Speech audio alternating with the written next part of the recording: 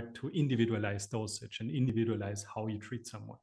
And so for us, what we see and what we initially started with females was we tried to look at a topic that is, of course, a big problem, but where we can also generate a lot of data initially and very fast. And this for us was especially pregnancy or fertility.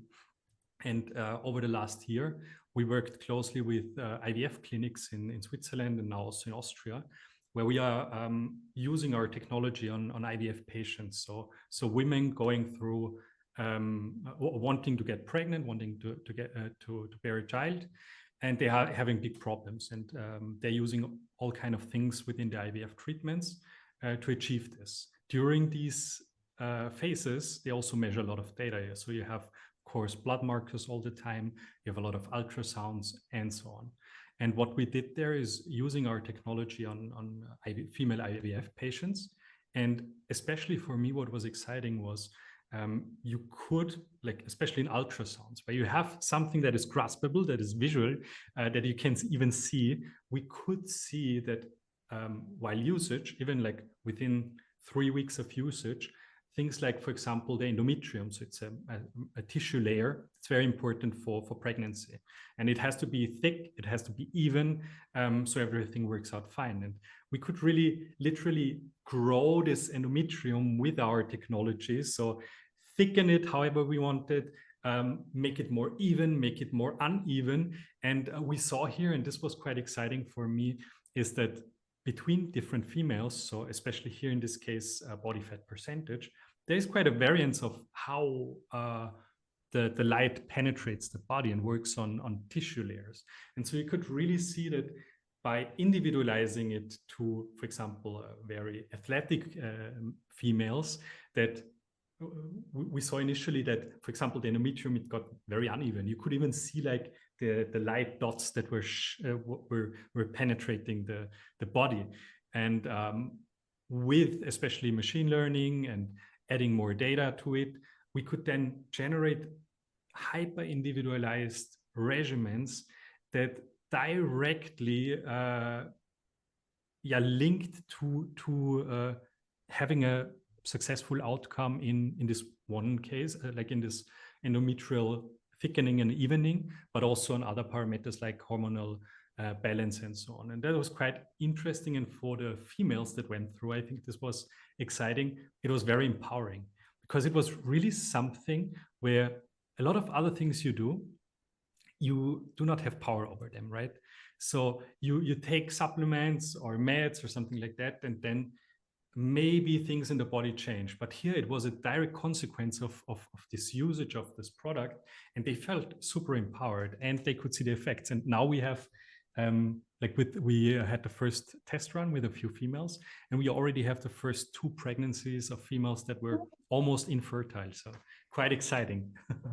A lot of females, and you cannot do anything about it. But what you can do, and what a lot of the females going through this process are very thankful about, is if there are interventions or things you can do that do not cost a lot of money, that have quite a big potential without a lot of risk or downside effect. And so even if you, instead of 2 cycles or 3 cycles, you reduce it by 1 cycle, this is to these families and to the females, it relieves a lot of emotional burden and also stress in general. But of course, it also relieves a lot of financial burden. Like if you have to go through 3-4 IVF cycles with all the money you need to spend and potentially debt you get into, it's crazy. And it's then, if you can reduce this, everyone is happy, and it's exciting. Of course, we are only in the beginning of our research, I would say, and there is so much more exciting to uncover. But so far, we already patented first light mixtures in this case in general, where we see in our research, in the experiments, but also in bigger research that we do, that if you in this case, what we do is we measure things within a mitochondria. In this case, it's something called cytochrome C oxidase that works as a light receptor, so to say, even to specific wavelengths.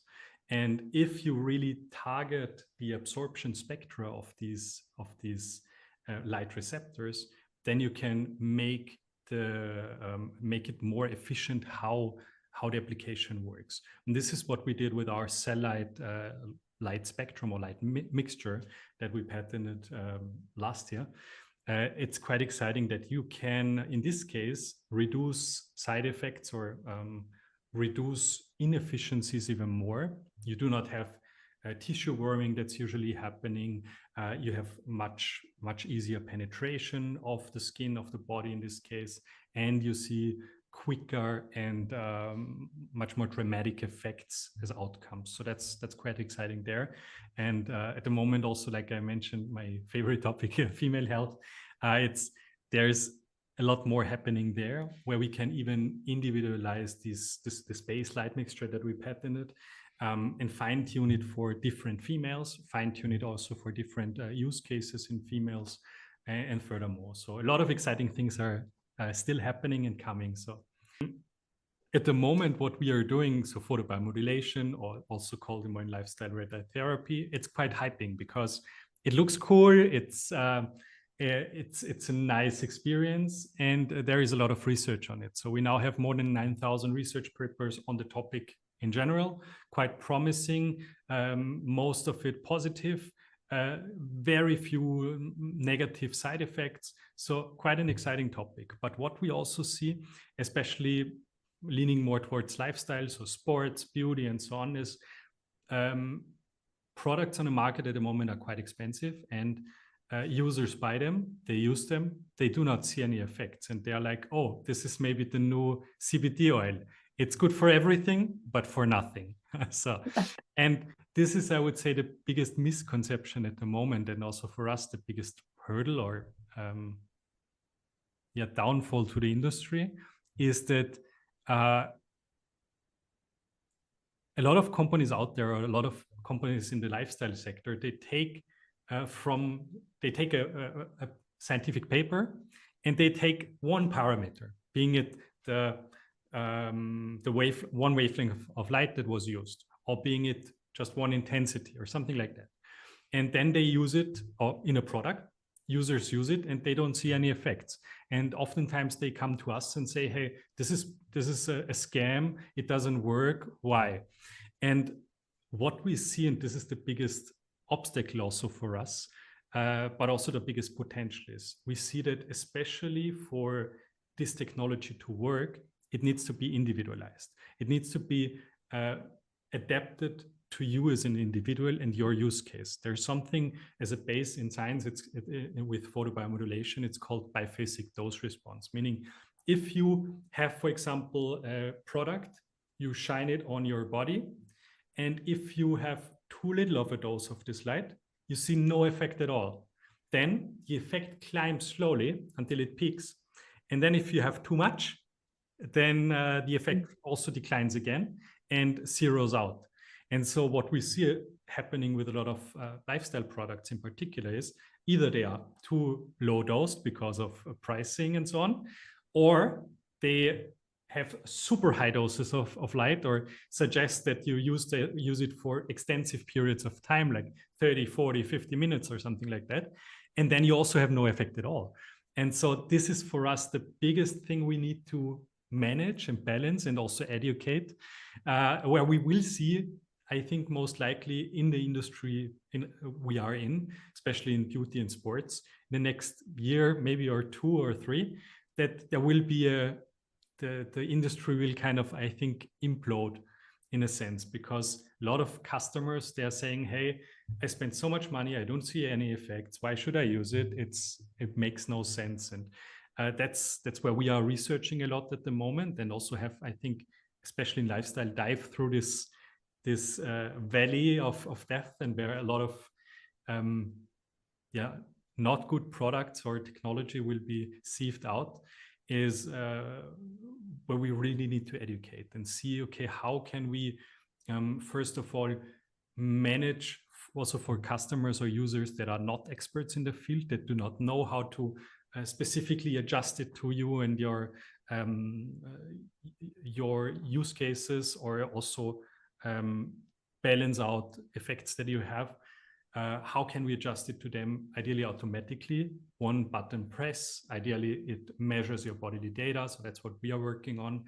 And then really get graspable effects. So also showcase measurably, ideally in the end goal, you're aging, velocity is reduced, you age slower. So that's what we are really focusing on mid and long term, and where we see big potential. On the one hand, really doubling down on especially female health. So IVF, fertility enhancement in general, cycle optimization, menopause, also big topic, and especially early interventions in menopause. So maybe even perimenopause 10, 15 years earlier. So you have smooth sailing throughout this process. This is super exciting for me because we see super fast results. We see so many happy females that are like, wow, this is exciting, this is amazing. And it's non-invasive, low risk, and so on. And on the other hand, really the moonshots, where we see, okay, how can we use this data that we are already generating and really have a big impact and influence on a health span and potentially also lifespan.